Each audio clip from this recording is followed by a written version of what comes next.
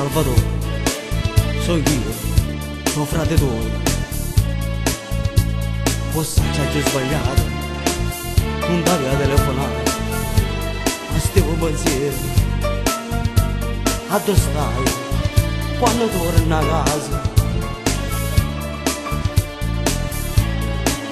Caro frate mio, sono passato già di ore che non ti fa più sentire, ti voglio vedere. Per vedere con questo occhio vero che stai a buono, caro frate mio. Se sapessi che tengo in cuore, non lo saggio sperare, dopo che ti cade. Pochi giorni vedrai questa storia si aggiusterà. Come faccio a fare? Il telefono non posso spiegare.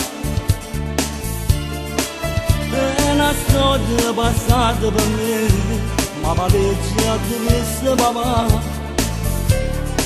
Ma raccomando a te, tua moglie mia e bambini miei,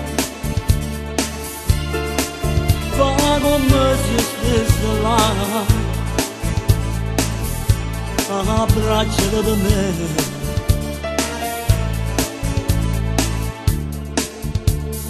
Salvador, Salvador, frate mio, sta tranquillo, non ci pensavo a casa tua, che ci sto in giro qua, pensa sta buono tu, e a tornare a casa presto.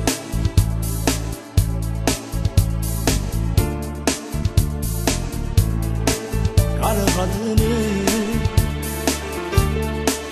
tutte le notti mi sogno mia moglie e bimbo che giocano con me, presto finirà.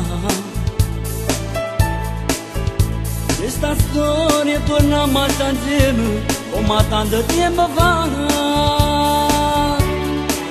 Come faccio a fare? Il telefono non posso spiegare. È una storia passata per me, ma pareggia a dovesse papà. Ma raccomando a te, tua moglie mia e bambini miei, fa come se stesse là, abbracciati per me.